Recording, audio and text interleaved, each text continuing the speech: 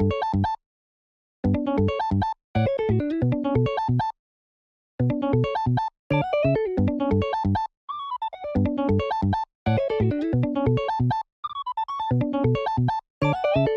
what's up, ladies and gentlemen? Good to see you again, and we are in game 2 up against Katakuri. If you watched the video earlier today, we played up against Gecko Moria in our first round. Now going into second, we do have this matchup. I know this matchup is one that if you do play Gecko Moria, you either hate it or you love it. I'm kind of neither. I think that this matchup is really like 55-45. I feel like Gecko Moria does have a good matchup into this, but it just comes down to, does yellow see the triggers? And it gets a little dicey there. But my opponent did win the dice roll, chose to go second in this matchup, which I think is, I don't know. I personally think that going first is, you know, putting Gecko Moria off a lot of that curve is really nice. I am going to swing 6 though and get the hogback out. I was going to play the Absalom, but we got kind of fortunate in getting the hogback off the mill right there. But he's going to swing 7, and if you watched the game earlier today, I ended up getting Great Eruption off of First Life as well, so I'm just going to use it again to force my opponent to trash a card. I believe that I had a Great Eruption in hand already, so I didn't feel as though I needed it yet again. I just wanted to, you know, keep the hand size low for Katakuri. Perona helps mitigate that issue as well, but yeah, just with 3 Dawn left, he is going to rest and play down the Sparrow. Sparrow is kind of a nuisance, but not the worst thing in the world. It's just I don't like to have that. I don't like to leave it on the board. And for me, with 5 Dawn, I'd love to play Sabo here, but I also have an opportunity to just use another Great Eruption if that's why we, you know, decided to use the trigger off of life the first time. And then go into the Absalom out of trash. But I'll go 6. No trigger off this. I wanted to see what happened first. Maybe if it was a more desirable target. But with the Great Eruption going onto a Pero here, I would prefer to get the card off of the board.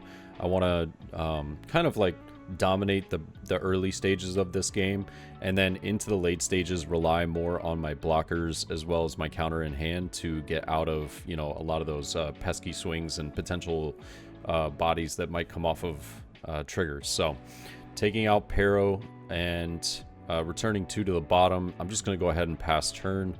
My opponent should be at 6 Dawn now, so with 6 Dawn to work with, I'm very much so like expecting to see a Gadatsu here, and honestly that's why Sabo would have felt really good last turn. However, Gadatsu is just a super solid play. I'm at 4 life, so it KOs my Absalom as well as the hogback with a 7k swing more than likely, and he does end up getting the and so just to clarify right now, he does end up getting the why am I forgetting the name of that? The Amande off of the Sparrow KO effect, and then uses that to get out of the 6k swing. So I'm fully expecting a Gadatsu here. I don't want to see it, but it's realistically like almost always going to be a turn 3 play for Katakuri in this matchup. So 7 into hogback, and then Gadatsu would just... It would be unfortunate, but at the same time, he does put the cards that I do need into my trash for me, so I would be all right with it. And there it is. We're going to see 5 for the Gadatsu here. And actually, this was very interesting. Chooses to KO the hogback, not the Absalom, and then swinging 7 into life. Just didn't want me to have that KO potential. I totally respect the decision. He was fine with me having the board, just not having, you know, a potential of another Absalom to get rid of his Gadatsu this turn. 7 Dawn here is a little odd. If he's at 5 life, or excuse me, 5 cards in hand, then the Perona into another Absalom is really nice. But swinging 5, I'm assuming we don't have that at the current moment. But I'm just going to go 6 into life here, trashing a Helmeppo. We do get very fortunate. I end up seeing a Perona, and so now Dr. Hogback actually has a target if I want to use that. So that was a great mill for us, and I do end up deciding to use the hogback effect to take back Perona. This was great. Pick up a 2K. I realistically wasn't planning on that. I was more just looking for a body on the board, but I ended up getting kind of like a bonus out of it, so just worked out really well. And he's got to think about this 6K though. Is he going to be taking this? If he is going down to 3 life, it does get a little dicey for Katakuri, but he is going to counter out with Satori, and I'll play down the Borsalino. Borsalino is going to be super clutch in this match. It's maybe not so great towards the end of the game, but in the earlier stages of the match, this is just such a fantastic card, and I can be very aggressive with it, which not every Katakuri expects. You know, they'll be like, oh, we're ahead, there's no way that they'll swing, or there's no way that they'll do this. So I was pretty happy with just getting this onto the board, and now we have a 6K.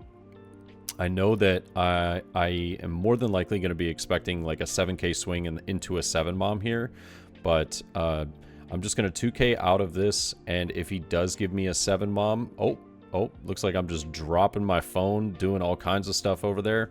I think my alarm was going off at that exact moment, but I'm fully expecting like a 7K swing into like a 7-mom, and I don't really want to give him another 2K counter and go down to 2 life. It wouldn't be the worst thing in the world, but I don't think I would be super pleased about it. So 7K right now, he is going to look at my top life, which happens to be a Lucci. Put that to the bottom.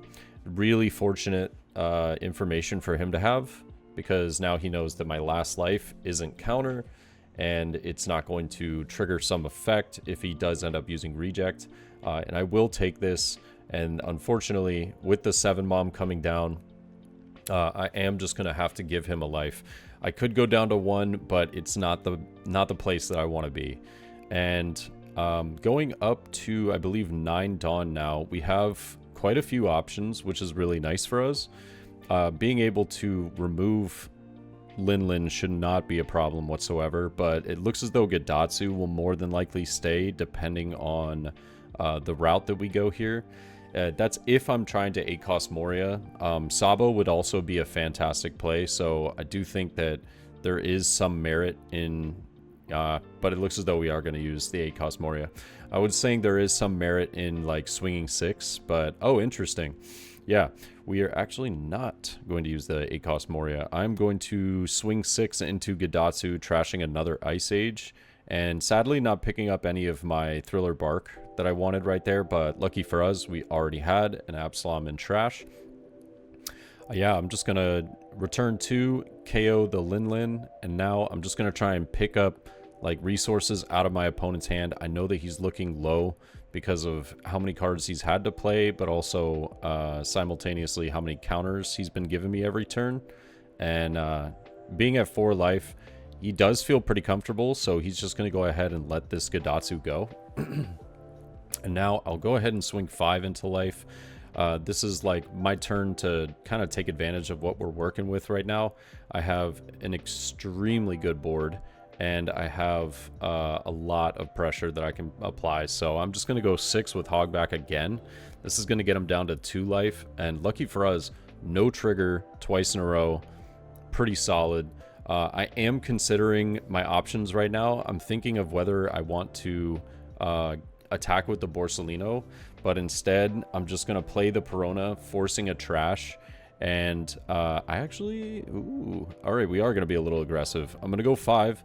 I like it. It is a little nerve-wracking though, because if my opponent does get a very good trigger, then it might put him into a good spot for potentially going for game with like a reject play. But lucky for us, not the case. Perona did end up getting 1 out of hand, and then the 5K from Borsalino forces another 1K. So bringing my opponent down to 3 cards in hand and then drawing for turn, he's at 4. I mean, the best thing he could probably do here is 10-cost Mom. We're looking good. We got 5/5Ks on the board. I've got 4 cards in hand. I know that if I was swinging with Borsalino, though, that I was safe from reject with a lot of counter power. So maybe we were lacking the 8-cost Moria, but I didn't feel as though I needed it in this exact moment, just because I had plenty of counter, a potential blocker that might stay on the board as well. Yeah, and now this is where things get a little scary though, because if he does 10 mom, I go down to 1 life. I've only got 1 blocker left. I have a handful of swings that I have to get through, but lucky for us, it looks as though we're not going to see a 10 mom. We're going to be seeing 2 Dawn onto leader, so an 8k swing into the Borsalino. I'm just going to give him a 2k and a 1k with Suru and Hogback. I want to keep that Borsalino alive. I know that it's going to be kind of my lifeblood potentially for the rest of this match, and he shocks me here. He hits me with a 7 cost Anel. I was not expecting that whatsoever, and yeah, that one kind of threw me for a loop. And now we see an 8k into the Borsalino again, and I'm considering countering out. It looks as though I might have enough counter in hand, but I do decide to let it go. I know that based off of my opponent putting a card to the bottom of his life too, there are quite a lot of possibilities that my opponent might have in life. So this isn't always as clear as I want it to be. It's a pretty, in my opinion, I feel like I'm in a spot where I kind of have to go for the Anel and just not go for game, depending on what we have, as well as far as cards in hand. If we have a Sabo, I think that we're just sitting super pretty. But I'm going to go 5 to life. I know that this is going to 100% force a counter out of hand, just because of how little he has in life, but also how little he has in hand. This gives me enough to feel comfortable going for the Anel KO now. But I am going to kind of risk it again. I'm going to go 5 to life just to see what happens. Oh, and excuse me, he was at 3. So now 2 life left. He does take this hit, and now going to 3 in hand. I'm just going to go 7 to... I believe I'm going 7 to life here, if I'm not mistaken. I'm going 7 to life. We still have plenty of Dawn, 3 cards to work with. I'm thinking of, like, what are the potential chances here if he develops a body? Can I remove it using, some sort of, like, Absalom or Lucci play? Yeah, I'm just kind of going through, what are the situations in my mind. It looks as though we have 8 Dawn left, so maybe I'm saving it for Moria to potentially bring out Lucci into a Helmeppo. But depending on whether he counters out of this or not is going to be what my next move is going... will be what my next move is going to be. And I am super happy about this because I believe he decides to counter out. And this does give me the Anel for free. So he gives me 2k, 2 2ks. It was a Monde and a Beige. And so now with 8 Dawn left, I'm going to attach 4 to Absalom, and I'm going to go 9 into the Anel. I'm like, dude, you can either give me a life and the card dies, or you can just let the card die. And I still have 4 Dawn remaining. So I'm feeling very good. I know that I can use leader effect as well with this much Dawn. I'm just thinking in my head, like, what are the possibilities of, certain cards that could be pretty tricky for me to play around. And I just know the Anel's dying. That's all that I care about in this situation. So he does decide to let it go, though. And now now I find myself in a weird spot.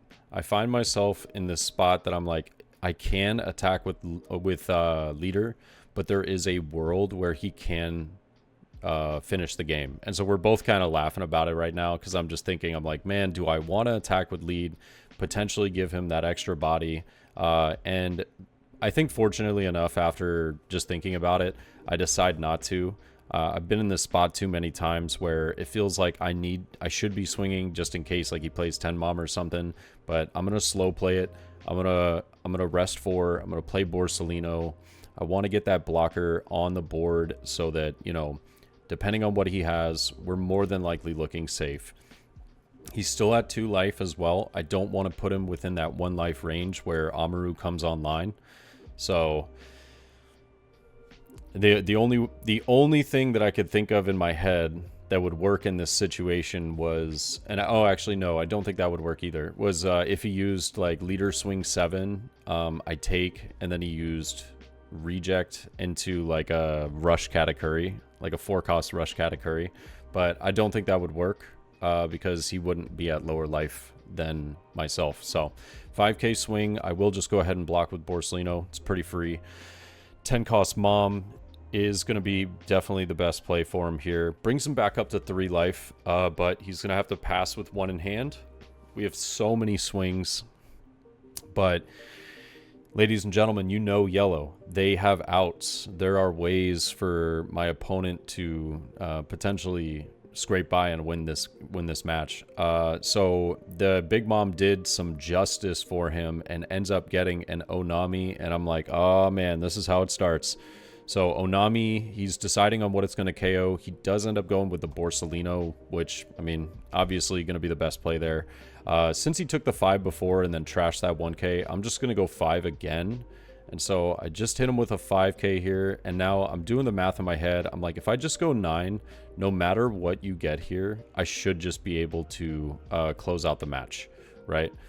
So that is going to be a beige onto my leader, and then I can attach the remaining 6 Dawn to Absalom and swing for game with 11. We end up taking the match. I do think that it was really fortunate for us not to have to deal with too many triggers early into the match. I think that was extremely fortunate, but we did have just a ton of presence onto the board, and having, you know, my opponent maybe getting some of those triggers would have brought back my KO cards such as Absalom into trash. So I still think that I had options if that was the case, and we were looking pretty healthy on counter power. So there was ways for us to pivot.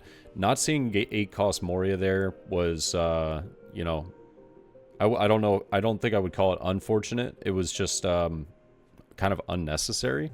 Felt like we were seeing exactly what we needed to manage the situation. Yeah, but super fun match. You know, this guy was just awesome, and I love that throughout the day I had really friendly opponents and everybody was really cool. So can't wait to post. I think I'll be posting round 4's match tomorrow, as well as round 5. And so round 5 will be my first loss, actually. And I really want to go over that match because it is a very good game. And I do think that there are a lot of learning moments. And looking back at the match afterwards, I definitely can see some areas that I was able to improve or maybe do something different that would have helped the match out a lot. But tell me your thoughts. Let me know what you guys think. I hope you guys enjoyed the video, and I'll catch y'all in the next one, all right? Peace.